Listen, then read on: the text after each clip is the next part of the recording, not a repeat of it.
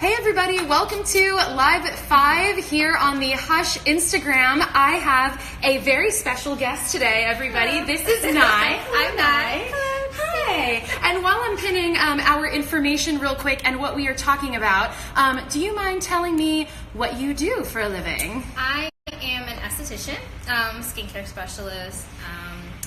I specialize in hyperpigmentation, skin of color, hair removal, and ingrown hairs. Awesome. I found Nye on YouTube and just fell in love like instantly because she has this amazing video about dangerous DIYs. Not that like I'm anti-DIY, which I'm sure you aren't. No, like there are lots of amazing, great DIYs, but there are also a lot of terrible DIYs, which is why I was so in love with this video. So actually, what can people search for to find just to find you on YouTube and in life? On YouTube, I am the Golden RX, so the Golden Prescription, which is like my brand name. So the Golden RX, YouTube / the Golden RX. The video is called Dangerous DIY. Don't put this on your face. Bleep. Don't put this bleep on your face. Yes. It's a really great video. You guys should all check it out. And in the meantime, well, not in the meantime, but before you go off and watch that video after this live stream is over, Nye is here to answer your questions, and so we'll be waiting for those to come in. But in the meantime, I have loads of questions, so I'm going to be just like asking tons and tons of questions. And if you guys, are we behind in the comments? Oh, we are so behind in the comments. Okay. Oh, well, here's actually our first question. Yeah, this is from Talented_Beans. I remember you, Talented Beans. What can I use for blackheads? They ruin my makeup texture.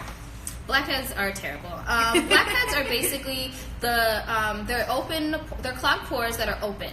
So the blackheads and whiteheads are essentially the same thing. Blackheads are open, so they're oxidized. They turn darker and they look black. Beta hydroxy acid, also known as salicylic acid, is amazing for blackheads because it's the only exfoliating acid that's actually oil soluble, so it can go inside of your pores and like clean them out. So any product that has salicylic acid is what you want to look for. And then I always recommend going with something that's either like a leave-on, a moisturizer, a serum, something like that, instead of a cleanser, because those products are on your face longer than a cleanser is. Cleanser is only like a few seconds. So. Okay, so salicylic acid is the only chemical exfoliant that's oil soluble? Correct. So like glycolic acid isn't? No. Oh my gosh, game changing information for me. I had no idea. I thought, okay, so glycolic will still like, by the way, for those of you who have been watching the Hush live stream for a while, it wouldn't be a Hush live stream without a bunch of sirens going on. So welcome to Hush. There will be sirens the entire time because we're in sunny downtown LA, as many of you guys know already. Okay, so yeah, so glycolic, which is my favorite. It doesn't dissolve oil. No. But what would be the benefit of using like glycolic over salicylic? Glycolic glycolic is the smallest molecule of alpha or beta hydroxy acids, exfoliating acids. So they're really good at helping your texture. They help hyperpigmentation, they can help fine lines, and all exfoliating acids will promote cell turnover. So that's really good if you're trying to look more youthful, or if you're trying to treat hyperpigmentation, if you're trying to treat acne. Also, it helps with texture. Salicylic acid, like I said, is the smallest molecule, so it works extremely well, sometimes too strong. So if you have sensitive skin, I don't really recommend glycolic acid. Probably more go with lactic acid. Lactic acid molecule is a little bit bigger, and it also is hydrating. So. All right. I saw a bunch of questions up here, so let me like scroll back a little bit because I don't want to miss anything. This is a great question from Cherry Lipped. This is a little while back. I hope you're still here. I have dry patches around my cheeks, but I'm scared to moisturize it because the rest of my skin is oily. What do I do? That is a great question. Can't wait to answer this one. I'm so excited. Okay, so both oily skin and dry skin needs to be moisturized. Hold on, let's say that again for the people in the back, because I've said it before here on live. There's this huge misconception that oily skin should not be moisturized. Hear from the esthetician, from the person who's way more knowledgeable about skincare than me. Oily skin needs to be moisturized. Has to be moisturized. Yes. But there's a difference between moisturizing and hydrating. So moisturizers, like the product, a moisturizer, often has hydrators in it. So hydrators are going to be products that keep water into your skin. Hyaluronic acid, lactic acid is a hydrator. aloe, honey. What else am I forgetting? Those are popular hydrators. So what happens in your skin while you're oily when you're not hydrating is that your skin freaks out, right? Your skin, hydration keeps your skin like, the easiest way to explain it is that when your cells are hydrated, they communicate with each other better. So when your cells aren't hydrated, they kind of freak out and your body's like, oh my God, we're dry. We need to create more oil. So that's where that misconception happens, where you think that if you're oily, you want to dry out your skin, but that actually causes you to produce more oil, which is obviously what you don't want. Yes. So both dry skin and oily skin need to be hydrated. Dry skin needs more oil and oily skin needs more hydration, but you'll find both in a moisturizer. So I would recommend looking for a moisturizer that not necessarily oil free, but something that's going to put water into your skin. Hyaluronic acid, lactic acid, honey, aloe, all those good things. Urea, that's the other one that I forgot. Urea. Yeah, and just to answer the question of music, KWM, can you save this live? Yes, this live will be up for the next 24 hours, just so all of you guys know, so that you can rewatch it and take some notes, and so that this information will not be lost. And just so you guys know, I'm not trying to be rude at all. I'm making sure I'm getting you guys' questions. So as Naya's answering questions, I'm going through and making sure that I'm getting a record of you guys' questions, because there are a lot of questions. We're going through them really fast. So just making sure if you guys see me writing it down, it's because I see your questions. I'm writing them down and making sure we answer everything in the hour that we're here. Two great questions that were asked while you were answering the last one. One is from one of our favorites, Lynetta Natalie, who has sensitive skin and is asking for recommendations for a good scrub because she used St. Ives and Biore. And if you guys watch Nye's videos, St. Ives is like, I swear, every esthetician wants to like take the St. Ives building and like throw it into like the atmosphere so it burns. It dies. Yeah. I don't really. So no scrubs. Yeah, no scrubs. I don't like scrubs. Or at least physical scrubs. Yeah, physical scrubs.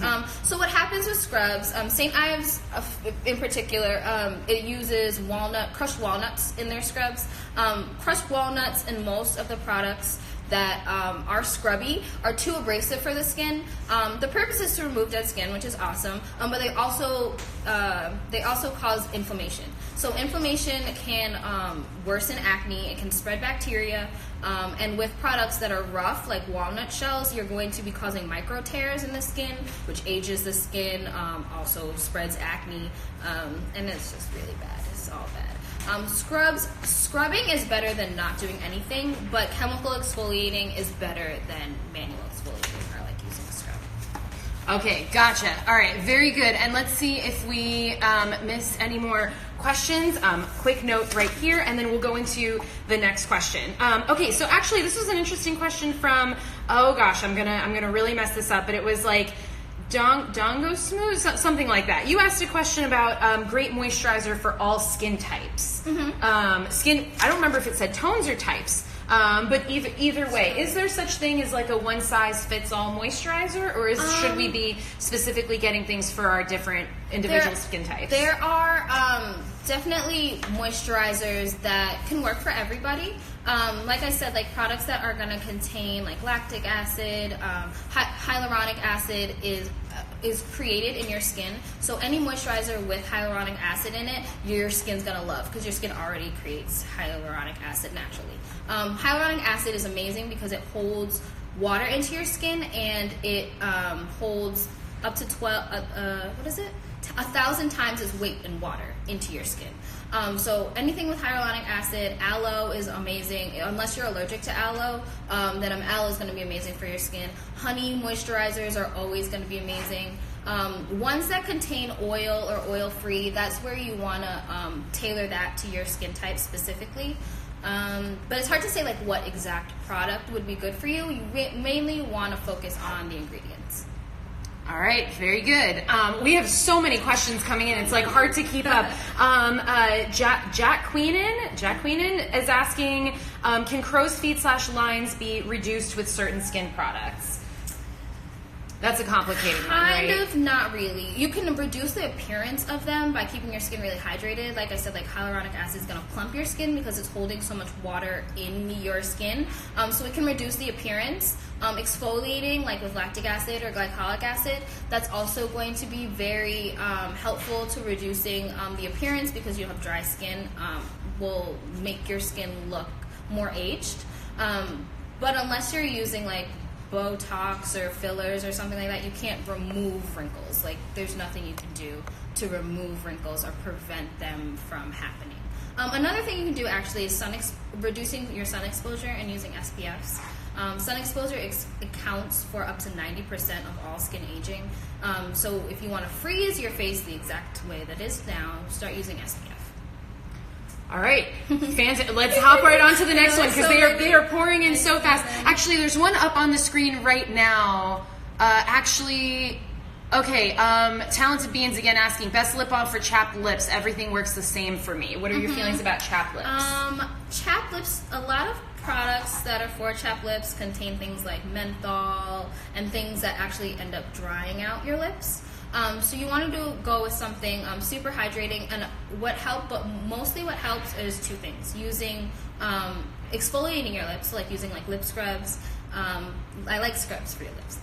We carry a bunch of really good lip scrubs too, by the way. Are awesome. Yeah, go to the app after this live is over and find a lip scrub, because we carry a ton of them. Sorry to interrupt. Lip scrubs are bomb. And then applying moisturizers to your lips while your lips are wet or damp, because that's going to seal those in. And then not using ones that are menthol, which I know everyone loves, like minty ones. I think I have a minty one on right now, so I'm not following my own advice, but they tend to dry out the skin a little bit more, so those are what you want to look for.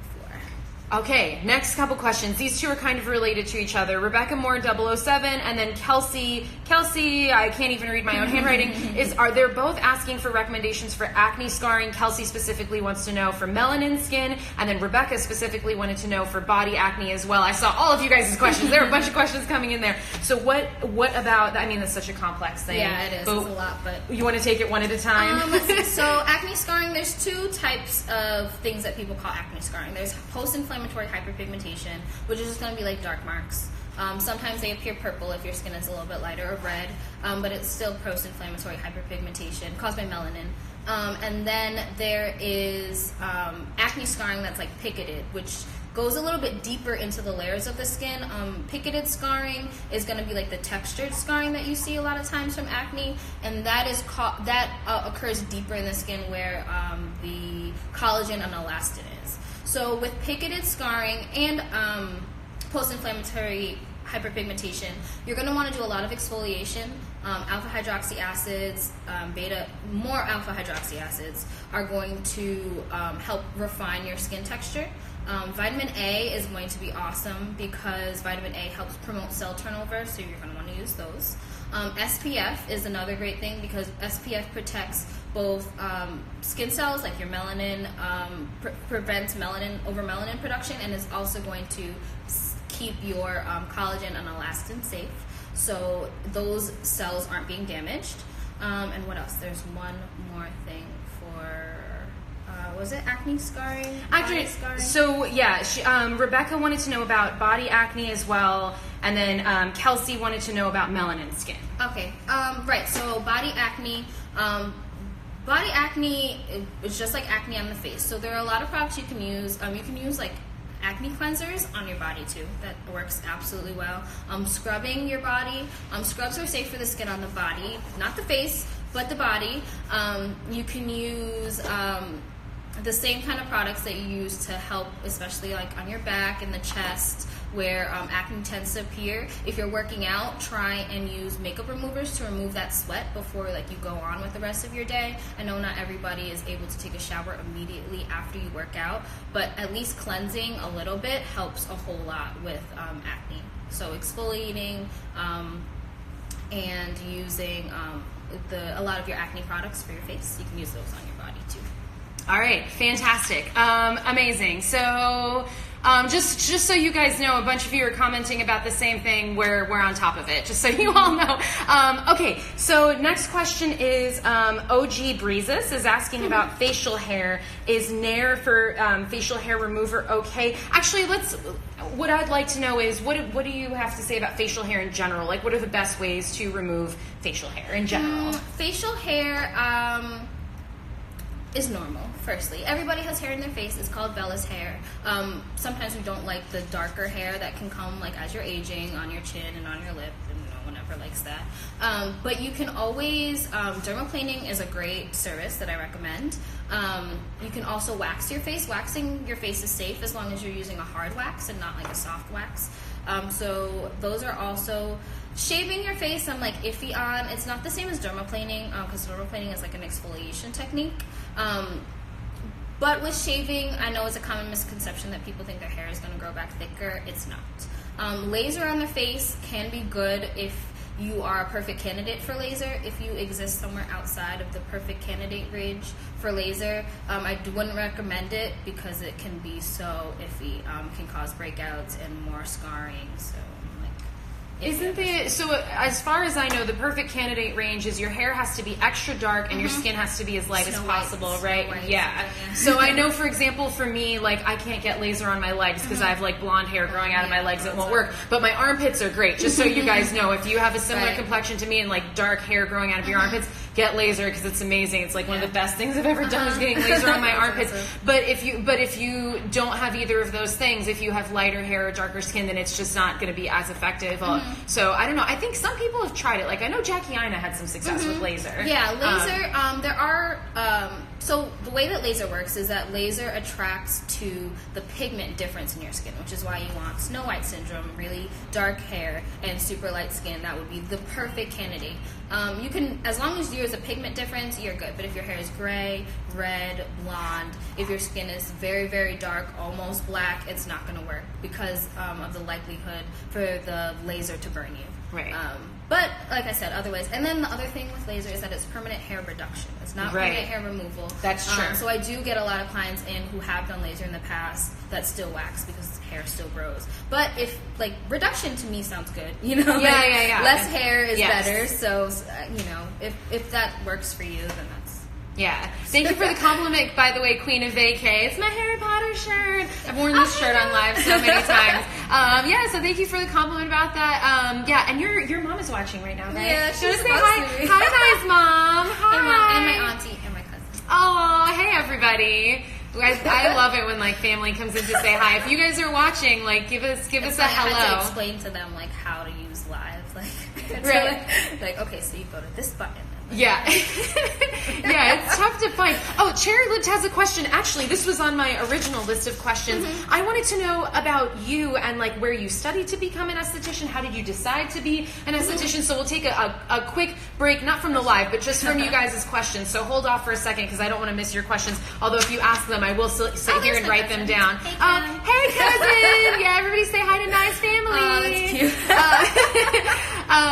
So I'd love to know a little bit about you and your background and you know how you decide. We just jumped right into like you guys had so many questions. If you guys still have questions, like I said, I'm not trying to be rude. I'm sitting here writing down all of you guys' questions so we don't miss them. But yes, let's hear all about you and how you ended up doing this. So I'm from upstate New York, Albany, New York. Not the fun part of New York, the boring part. So my mom was a hairstylist and my mom went to school for cosmetology. She never worked in a hair salon. But cosmetology covers skincare and hair also. So, and as well as nails. So she would get her nail stuff and kind of just give them to me to play with. So that's how I started getting into nails. And then when I was in college, I had my own little nail salon out of my dorm room before I was licensed. Nice Nails, if anybody watching remembers those good old days. I had a little nail salon out of my dorm room, and I was in college, and I was like, I don't want to do this. I was studying cultural anthropology. I wanted to work for the UN and all this fun stuff.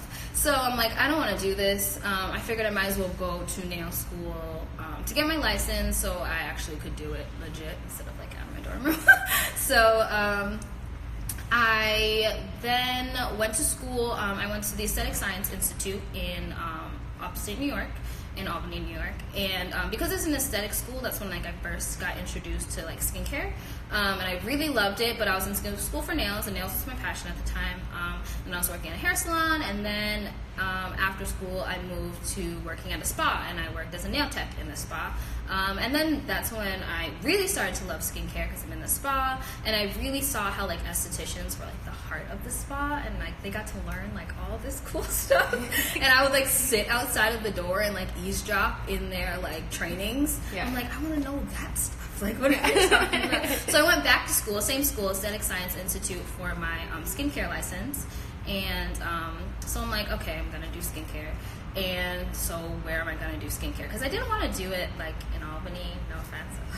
But it's a very, like, it's a small city. It's a you know, it's a capital region of New York. So it's not small and, like, you know, podunk by any means, but it's definitely not like the skincare like center. So I'm like, where am I gonna go? So it was either LA or Miami, and I love California, so yay! So now she's here, and that's how she's able to be here with us today. So yay! Yeah, if you were not local to LA, this live stream would not be happening. So anyway, okay, great. So amazing. I hope that answered your question. I forgot who asked that. It was like Cherry Lipped, I think, or something asked about that. We had a couple unanswered questions from before. Adventures of, I don't know if it's UAE or what I wrote down, was asking about chin acne. What makes, and I suffer from this big time, especially right now. All around here is a hot mess. This camera is very forgiving. What are your thoughts about chin acne? How is it different? So acne around the chin, mouth, jawline area is almost always hormonal. No. Yes. So anything that whenever you break out around here, some people find that oftentimes it's around their menstrual cycle. You can also you can get period pimples elsewhere on your face, but they tend to concentrate around your chin and jawline. So I'm actually going to do a video on this like later today on hormonal acne. But what you can do to help prevent it is to drink like an absorbent amount of water, like right before your period. It's really important. Don't mind if I do. Yeah. It's very important to drink water all of the time, but sometimes it can be unrealistic because we have these lives that don't revolve around going to the bathroom every 12 seconds. So, but like if you can do it like the 3 days like prior to, then that helps a lot. Diet also has a big effect. I know. I know, it's hard. Fried food, sugar, dairy, and alcohol are all things I like for your skin. Alcohol drains the nutrients out of your skin. Sugar causes what's called glycosation, and it What's causes that? So the sugar molecule binds to like a collagen molecule and kills it, basically. Okay. So it prevents it from being able to work. It breaks the bonds in your skin and it ages you. So sugar quite literally ruins your skin. Oh, and no. And then dairy causes inflammation in the skin, all over the body, but the skin is part of the excretory system. So it's removing waste. So if there's anything in the body that it doesn't like, you may end up seeing that on your skin. So reducing dairy, sugar, and alcohol can help with hormonal acne, chin acne, and just acne all over the face. Dang, those are things that are all true that I still don't want to hear because it's so inconveniencing. It is, I know. Yeah. By the way, we got a couple of good compliments. Thank you, Alex, for the compliment about my tan. Excuse the sirens, you guys already know. And then there was something else nice here. Oh yeah, Honey Bunny ×3 said I just finished a bottle of water because of this. Good job. And then, so thank you guys. And then, ooh, what is this? Oh, yes. Okay, it's Barbie Tings is asking, what causes those big pimples under the skin that won't actually come up, but they're extremely painful and sometimes hard? And I believe somebody else, SunClouds91, asked about cystic acne as well. So let's chat about some cystic acne. So cystic acne is also hormonal. It may not always appear around the jawline, like I was saying, but acne that appears, like cystic acne appears very, very deep in the skin. It never comes to a head. You cannot pop it. Do not try and pop it because you can't. I've done that, you guys. And it leaves a terrible, horrible scar. And cystic acne can take a really long time to heal because of how deep it is under the skin. So what you want to do when you have cystic acne is reduce the inflammation and not over exfoliate, but you want to exfoliate the skin a lot to allow it to come to the surface and kind of heal faster, because it's only going to heal by causing cell turnover and allowing new cells to come that aren't cystic acne. So you want to drink a lot of water, again, but you also want to keep the skin really hydrated. Hydrated skin communicates with itself better, and it's also going to reduce the inflammation in your skin. So anything that's going to reduce inflammation is going to be really, really helpful for cystic acne. Again, diet is huge with cystic acne. Dairy is a huge indicator of cystic acne. I know, cheese and ice cream. I know. And then you also want to exfoliate. Lactic acid is amazing for cystic acne because it hydrates and it also exfoliates. It does both. So that's an amazing one. Another one is Manuka Honey. This is a positive DIY that I love. Manuka Honey is like a medical grade honey. Like there's a chemical property of the honey that is like a biomedical, what's the word I want for, like a biomedical thing that occurs in the honey. So it is antibacterial and hydrating honey, a lot like lactic acid. So those two things are like Manuka godsend. They sell it at Trader Joe's, by the way. For those of you who live close to a Trader Joe's, they sell Manuka Honey there. So even though it sounds like Whole Foods, Amazon has it. How would you recommend using it on your face? It's food, so you want to keep it safe. You know, you want to keep it enclosed. You always want to use like a new, clean spatula or something to remove it. Warning: Manuka Honey is very expensive. But if you think of it as a skincare ingredient, it's not. Like $30 honey, you're like, why would I buy $30 honey? But you would buy a $30 skincare product. That's so true. If you're thinking of it that way, it's a lot better. But yeah, you can just apply it on your face, honey, like as a honey mask. You can use it and just let it sit for about 15 minutes and then wash it off. You can also use it in like a DIY mask, like Aztec Healing Clay mask. I love it. And when you use the Aztec Healing Clay with the honey, or bentonite clay, it's just bentonite clay. We carry that. By the way, we have the Aztec Healing Clay on the app. You guys already know that every time I talk about skincare, it's my favorite thing ever in the entire world. It's really like great. So here we have it from the bentonite clay is amazing. There we go. From from Nye the expert, Aztec Secret bentonite clay mask. So good. So good. So that with honey, you can mix it with water, and you'll find that your cystic acne disappears. Okay. All right. Yeah, I gotta use mine more often. It's like been a minute. So I have. Oh my gosh! And then I want to get what time are we? Oh my gosh! Yeah, we gotta get to so many questions. So I remember from your Dangerous DIYs video that you can definitely use too much apple cider vinegar on your face, and it can upset the pH of your face, right? So I think that. So for example, when we're using the bentonite clay mask, you said use it with water, right? Can you use like a little bit of apple cider vinegar? You can use it with apple cider just vinegar, not straight. because you're washing it off, and because it's so little, like you're not using it as a toner, and it's not going to sit on your skin. It's not to stay there. It just activates the bentonite clay a little bit better. Excuse me. So it activates the bentonite clay, and then the honey also offsets it. As long as you put honey in it, it softens the results a little bit, so your skin's being hydrated. So it's less likely to act all volatile after you use it. And then always be sure to moisturize after, because with any clay mask, it's going to be absorbing oil, and you don't want your skin dried out, because that's going to freak out and it's going to create more oil, and then you'll be back to square one. So there we have it. By the way, I see you, Kiki, in the sky with diamonds. I see you're finally back. We were wondering what happened to you. We had to check up on your Instagram and make sure you were okay. So thanks for coming back. We're happy you're here. Okay, so back to another question. Oh, and somebody, Marsha Elaine Roberts gave us a really nice compliment. I think she said you were doing a wonderful job and she was learning a lot of stuff. You. It's like way back in the comments, but I wrote down your name because Marsha Elaine Roberts. That's my auntie. Oh, that's right. Thank you, Marsha. You're so sweet.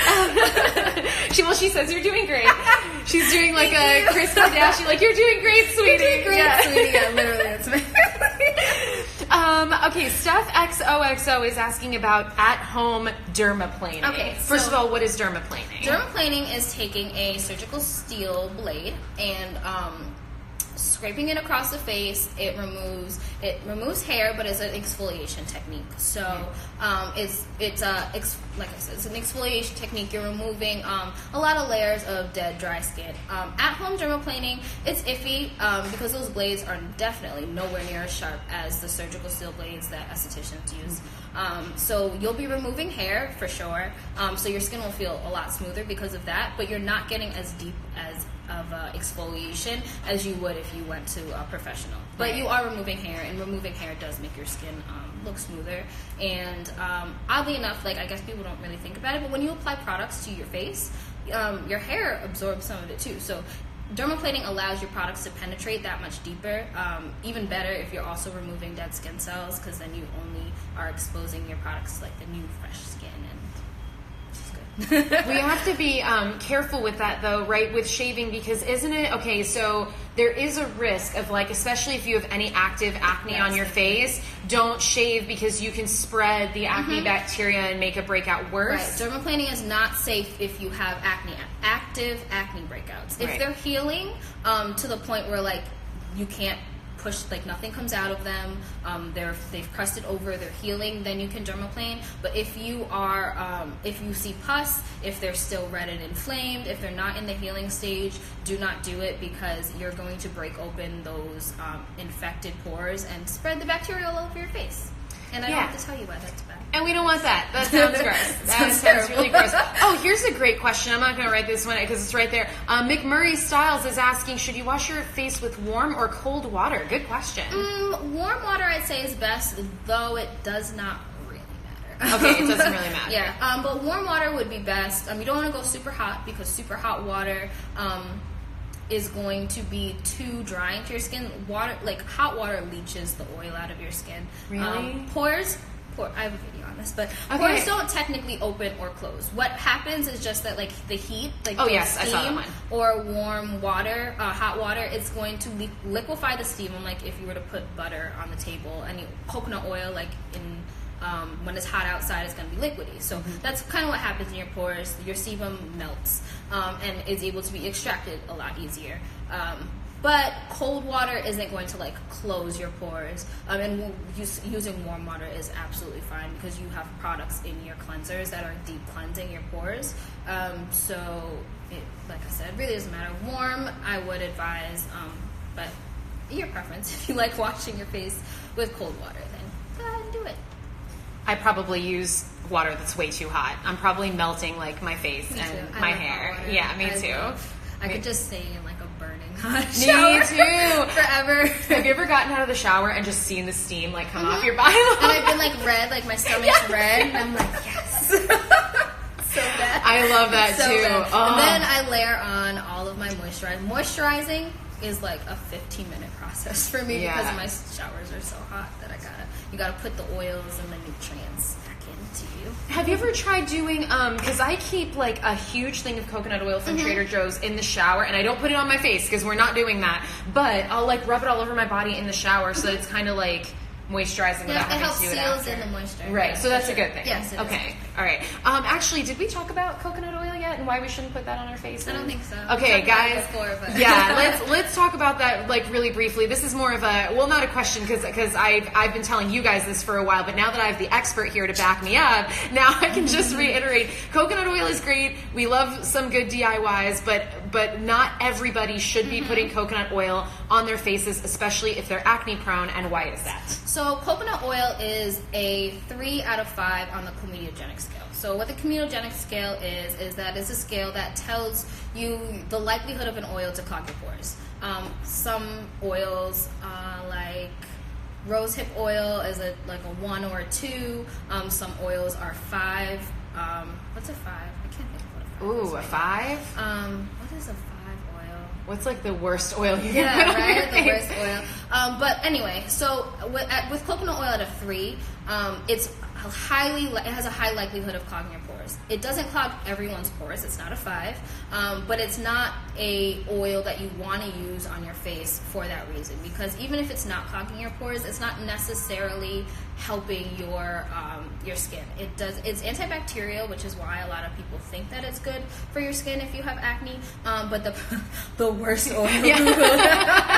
But it's not the best oil for your face, and there is absolutely better oils for your skin. If you love coconut oil, I would implore you to try another one and let me know how that works out for you. Like argan oil. Argan oil is a 0. Is great. Shea butter is a 0. Oil is a 0. Shea butter. Mango butter is a 0. Mango butter is great. Hemp oil is awesome. Hemp oil is a 0. Especially if you have acne, hemp oil is great. My favorites are maracuja oil. Okay, and, yes. That's the one that Tarte has in a lot of their stuff. Yep. And there's another oil that I love. This other oil. Squalene is another amazing oil. Where can you find squalene? Squalene. I don't think I've ever used it before. Where can you get squalene? Probably on Amazon. Everything's on Amazon. A company called BioEssence carries it. BioEssence. Okay. They have a squalene oil. What else is another oil? I'm forgetting one that I love. Rosehip oil. That's the one that I love. Rosehip oil is like my favorite oil. It has vitamin A and vitamin C, linoleic acid, which helps your skin's healing properties, and all of those 3 ingredients in rosehip oil are super, super healing. They also help hyperpigmentation. So if you have hyperpigmentation, that's a great one. Again, it's not going to clog your pores. Tea tree oil. Thank you. Yeah, we're going to get to the tea tree oil question in a second. I see a bunch of you guys. I see a bunch of you guys in the comments having a whole conversation about tea tree oil. We'll get to that in a second. And hello, Caked by Lex. Thanks for saying hi to me. Sweet almond oil is another good one. Yes. Sweet almond oil is a great sunflower oil. Oh, That's yeah. Sunflower oil is amazing for the skin. It has the highest amount of linoleic acid, I think. I didn't know that. I'm gonna write that down for me. Sunflower oil and sapphire oil are both extremely high. Grapeseed oil is another one that's very high in linoleic acid, and that's what you want to look for if you're looking for oils that are good for the skin. Linoleic acid. All right, very good. Love that. Sunflower oil. I know you're. My brain is like. No, you're doing so great. Like just the amount of info. We had a comment earlier from Wilderness Explorers saying that they were learning so much. Like me too. I know. This like we got to do this more often because you guys have so many questions. This is amazing. This is like I don't know. It's like college for like it's like college all over again. Break out your notebooks. Yeah. I should have given you guys a warning on Instagram. Like bring your notebooks. Although this will be up for 24 hours if you guys don't know already. This will be up for 24 hours. So if you want to come back and watch, on your own time, bring a notebook, write some stuff down. Yes. Okay. So, so there was a whole conversation happening in the comments about tea tree oil. What are your thoughts about that? Okay. So tea tree oil is iffy. So currently, a lot of people were using tea tree oil as it's antiseptic properties. It's antibacterial, it's antifungal, which is awesome. So it can help with funguses under the nail. It can help with acne if you're using it as a spot treatment. But because it's an essential oil, it's an extremely strong concentrations. So you always want to dilute it with another oil, not water. With another oil? With another oil, because oil and water don't like each other. Yeah. So I thought that it at least breaks it up. Like it does a little bit, okay. But you still want to use the oil to it almost like softens the oil. I did not know that. I've been putting like rose water on a cotton pad and then putting like 5 drops of tea tree oil and just rubbing it all over this whole part of my face. And maybe don't do that. Okay, don't do that, you guys. Like I said, that could help because what you're doing is hydrating your skin at the same time. Okay. So because you're hydrating your skin is going to behave better. Right. But again, it's iffy because tea tree oil is really drying. So that's one of the things. Another thing is tea tree oil can burn you. You can legit wake up with a actual burn on your face from tea tree oil because of how strong it is. That's true. Always dilute it with another oil.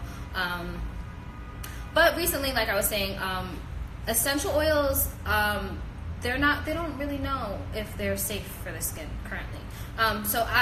If they're doing research on it, you can do your own research. Keep up on skincare industry is changing so fast. So be very gentle with yourself if you are using any essential oils on your skin. Always dilute them just to be safe. Don't want any damage happening to you. It is true. Using too much can burn your skin. I did that in high school, and I just I got so frustrated with my pimples that I put way too many things on my face, and then the whole area peeled off, and it was horrible. Let's get things I've learned. You know how some people over the years they experiment a lot with their hair, and like they dye their hair all kinds of crazy colors, and then their hair falls out and it grows back. And then they have all these great stories about it. I don't have any of that because my mom would have like whooped me if I had ever like done anything to my hair. But my version of that is like skincare. I've just tried so many things on my face. All the bad things, all the good things, like you name it, I've tried it, except for a full-on deep chemical peel, which I want to do so badly. I want my whole face to just peel off. It's going to be so satisfying. Yeah. Okay, a bunch of other questions. Kelsey had a question about sunscreen without a white cast. Yes. The white cast is caused by a lot of different things and SPFs. There's a bunch of different SPF brands that actually are really, really hydrating to the skin. Neutrogena just came out with one that I love. I'm not always like super big on like drugstore, but that one is bomb. Okay. That one is great. And then there's another one that I have not tried personally, but I know that it doesn't leave a cast because I've done my research on it. It's called Black Girl Sunscreen.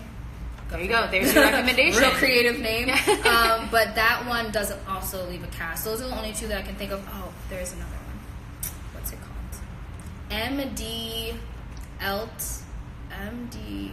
I'll think of it. I'll remember it. But there is another one that doesn't leave a cast that's really great that I know a lot of dermatologists and estheticians recommend. It's a professional skincare line, but you have access to it. So. Yeah. So yeah, we'll look that up and get back to you guys. Okay, another question was, let's see. Oh yeah, OG Breezes had a great question. What are your essential skincare items to have? Like if you had to really, question. That's such a good question. Like narrow it down to the nitty-gritty. Yeah, like what are the essentials? Okay, so you need if you wear makeup, a makeup remover. You need a makeup remover. Cleansing your face is not enough to remove your makeup. Cleansers are not designed to remove makeup. So you want a makeup remover like a micellar water, a makeup remover pad, or you can even oil cleanse to remove your makeup. That's very important. Very good cleanser. Your cleanser does not always have to have active ingredients in it because, like I said, your skin cleansers aren't on your skin for a very long amount of time. So as long as you have a cleanser that's not overly drying, then you're good. I always recommend an exfoliant because exfoliating your skin is like everything. Exfoliating treats so many different skin issues from aging concerns to hyperpigmentation to blackheads to acne, a bunch of things. So you always want to have an exfoliant, but exfoliants can be found in other products like cleansers and serums and moisturizers. And then lastly is a really good moisturizer. Your skin is nothing without moisture. Literally, you shrivel up like a prune if you don't have moisturizers in your skincare routine. So always have a product that's going to be really hydrating and lock water into your skin. Those are all the good stuff. All right, hope that answers your question. Thank you, Alex, about me writing down the questions. It's because I don't want to miss anything. No, I'm not writing backwards. It's Barbie J. It's because the camera is backwards. Funny, I know, it probably looks like Actually, I had an art teacher who could write. She was left-handed. She wrote normally this way, but wrote backwards. Left-handed is the coolest thing ever. That's so interesting. She's got to have like a part of her brain lit up that the rest of us don't, that she can do that. Okay, so great question that was actually on my original list of questions is what is the difference? This was from Brittany Renee, maybe? What is the difference between an esthetician and a dermatologist? I know there's some things that you guys do the dermatologists don't and vice versa. So what exactly is the difference? So estheticians are licensed by the state, skincare professionals. We don't go to medical school. So estheticians are licensed to treat the daily in and outs of skincare. We establish skincare routines. We can help more with aesthetic purposes, like things like hyperpigmentation, wrinkles, acne, those kind of things. Very superficial.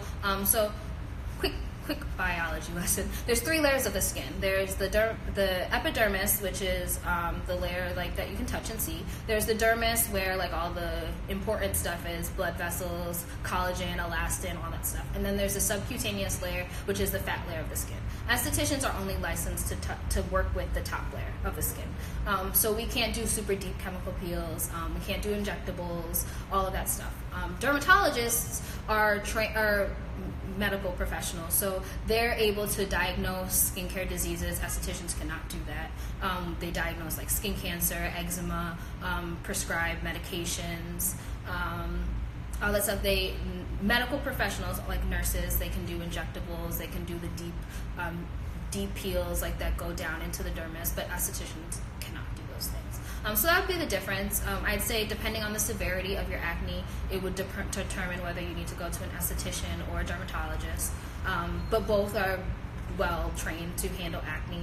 If you're looking for like daily skincare, learning about daily skincare, like don't ask your dermatologist about like an exfoliant or like a really good like oil cleanser. They're gonna look at you like you're crazy and be like, what? I just gave you this retinol. Like, but and maybe don't ask an esthetician about the fungus on your toe, right, you know, or like your skin cancer, or you think this mole is skin cancer, because I can't tell you those things. What estheticians are supposed to do is if they see anything that may possibly be alarming, because we do learn what to look for, we are to send you off to a dermatologist and make sure that you get that checked out.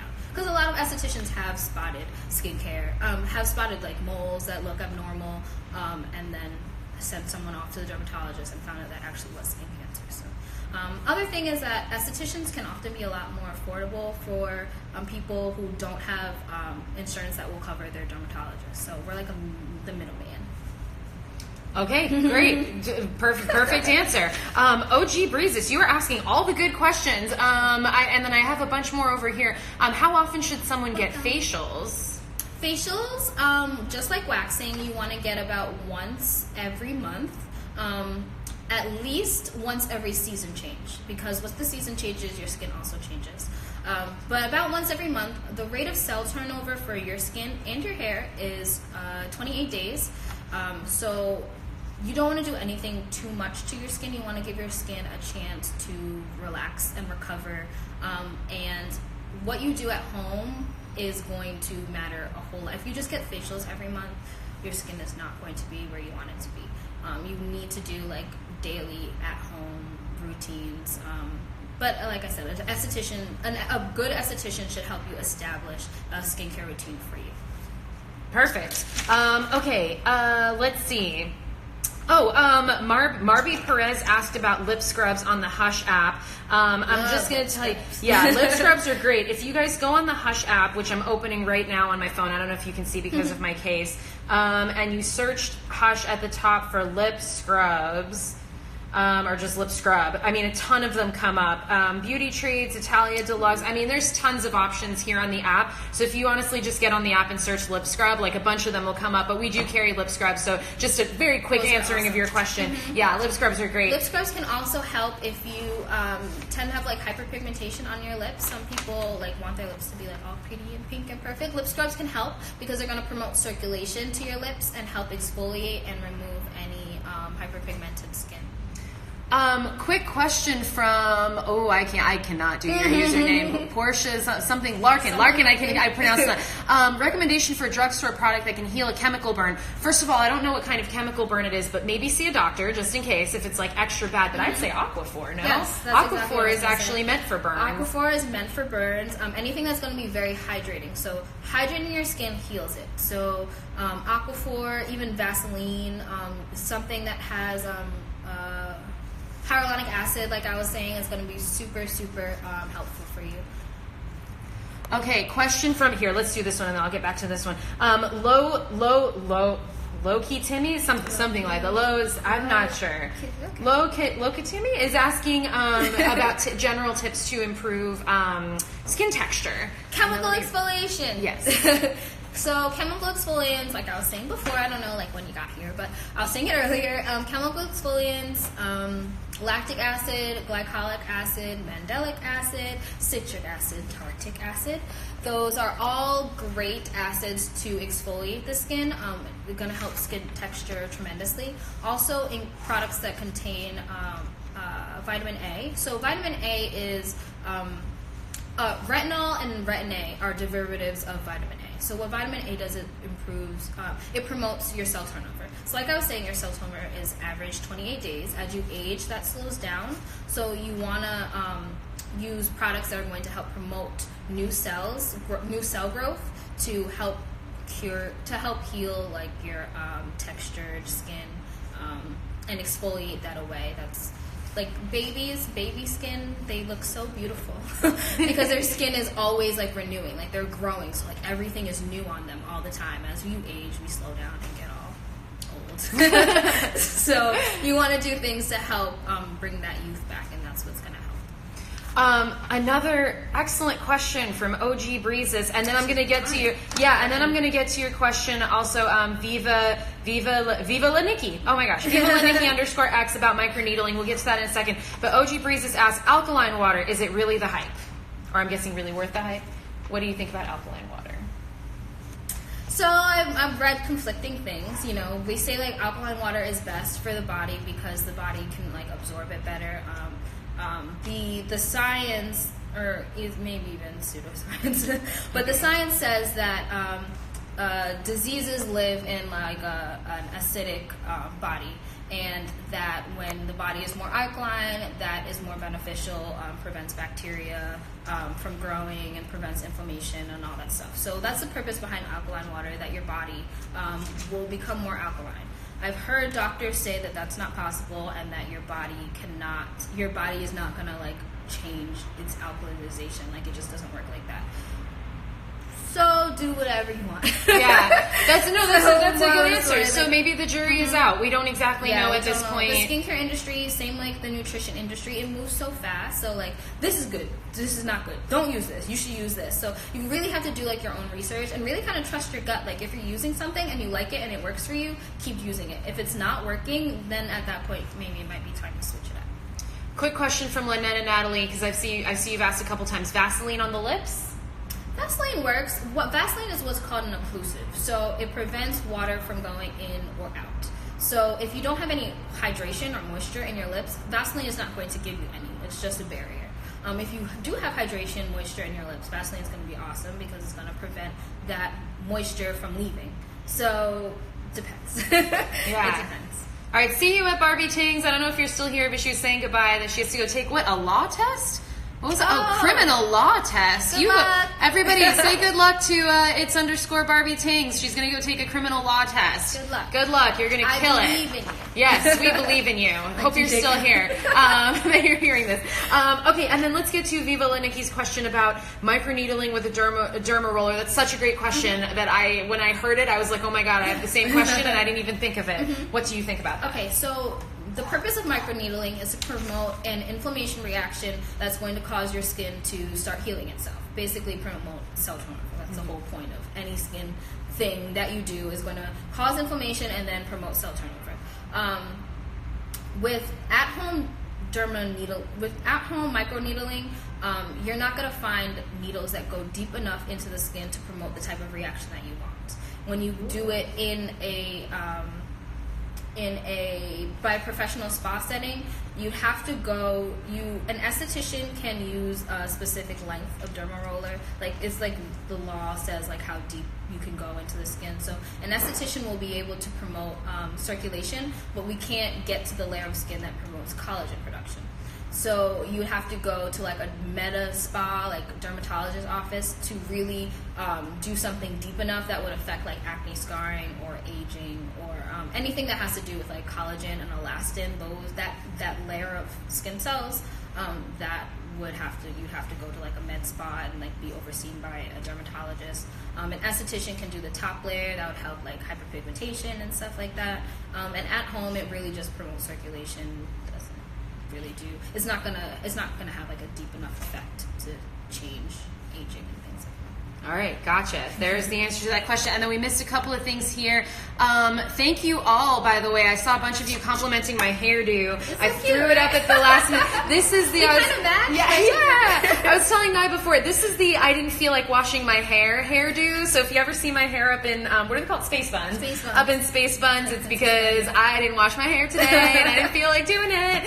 So thank you for the compliment. Thank you also for the compliment, Sarah Pardini, a little way back, about my lashes looking thick. Thank you very much. And then wait, are we all caught up maybe? Or like, let's see, Where's Afroseed Beauty? Ask Kat's Beauty account. I have no idea. I don't think she's dropped in today.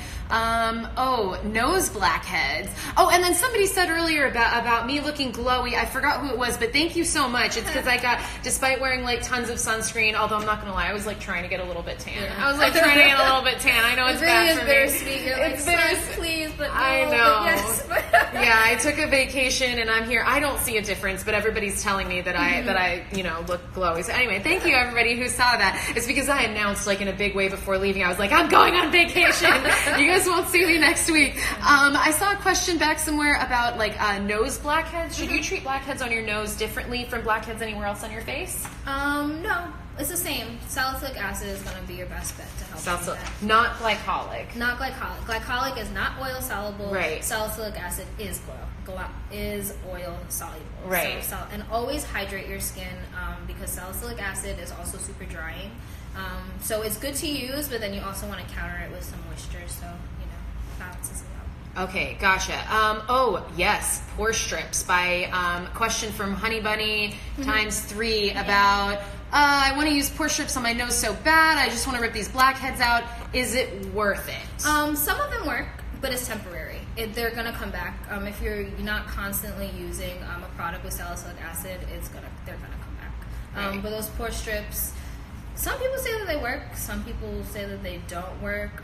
You're really removing sebaceous filaments, usually for the most part, like similar if you were like to wax your nose or something like that.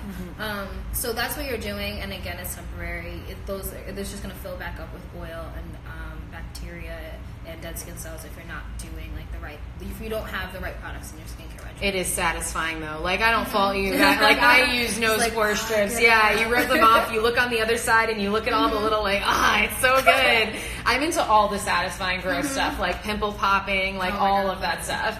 Yeah, like Dr. Pimple Popper. Any of you guys like watch her ever? Like, just so great. Amber the Princess is asking, do you have any suggestions for dry patches on the body? It depends how dry they are. I mean, you could possibly have something like eczema. Not to get scared, eczema is very common. Yeah, like a lot of 3 million people have eczema. Yeah, loads of people. But yeah, check if it's anything like that. But let's say it's not eczema and it's just regular dry patches. What should she do? Exfoliate. Exfoliate away the dead skin cells first. And then you're going to want to hydrate the skin. So use like a lotion, something with hyaluronic acid, urea, lactic acid, honey, cucumber, aloe, something like that, something hydrating. And then you want to seal in that moisture with like a body oil. So if you're super dry, exfoliate, hydrate with like oil, and then with a lotion, and then oil at the end to seal it all in. Okay, great. And then I've seen this question from Kelsey loads at times about Mario Badescu glycolic cleanser. I in particular love glycolic acid. I might need to switch to a little bit of salicylic since I think that might help me a little bit better.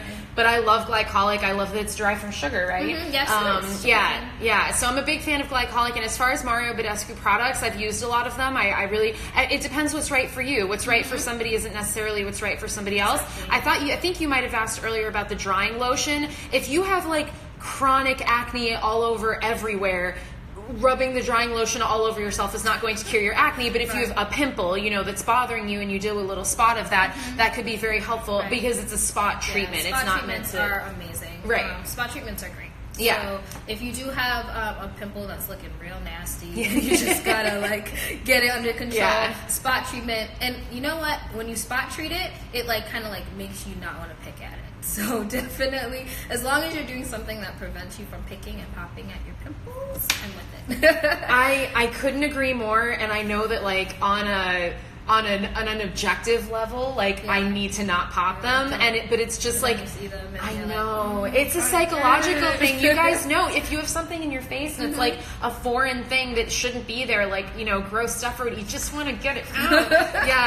But it's true. Putting a little spot treatment or something can kind of make you feel like you've like taken care of it. You can also use Manuka Honey, like I was saying, as a spot treatment too. Right, Manuka Honey. Oh, I didn't know that you could use that as a spot treatment. Another thing with Manuka Honey, so there's numbers on it. Determining what are those? The bioactive was a bioactive number, so I think it goes up to 36, and as low as like 8 or 16. So that determines how strong and how like effective the Manuka Honey is. So the stronger it is, obviously it's going to be more expensive, but it's also going to be more effective. So. Right. Okay, Kayla Del Rey asking, what house are you? Do you know what house you are? I have no idea. You guys, I'm going to make Nye take the Pottermore quiz after this, so I'll let you know what house she is. I'm a Ravenclaw. Are you Ravenclaw? Yeah. I have a feeling I'm either Ravenclaw or Gryffindor. Like, I just feel it. We shall see what Pottermore has to say. You guys want us to do that live, like on the Hush Instagram live Pottermore quizzes? Just so you all know, Instagram is counting us down. They let us only stay on for an hour before they kick us off. Oh, so we only have a minute and 10 seconds left. But I just wanted to say real quick, first of all, thank you all to all of you who are still here. This is, thank you for, this was this is the most educational live of any of the lives that we've done. So thank you so much to Nye for being here. Please find her on Instagram, on YouTube, on basically everywhere, and follow her, watch her videos. She's made so many videos on YouTube that are so educational. Videos, yes. Yes. So you might need a pen and paper for those. Yes, grab your pen and paper. I do a lot. Remember that this live is up for another 24 hours, so that if you want to grab, a pen and some paper and write all of this stuff down, Seriously. maybe we should make a YouTube version of like this entire live stream. That would be actually really helpful, I think, for a lot of people. Yeah, just so that it's up these forever. Questions are like the questions that I get the most, like in my DMs and stuff. So like these are like all the good things. My YouTube is the Golden RX, so THEGO Golden RX, like prescription. The Golden RX, perfect. Oh, thank you for the compliment, Kat's Beauty account. All right, guys, we have 11 seconds left. Remember to tune in Friday for Keanu, who's going to be here in the studio to do a surprise makeup tutorial. I can't tell you what for. And that's it. I'll see you all next week. Thanks, Bye, everyone. Mom. Bye, Mom.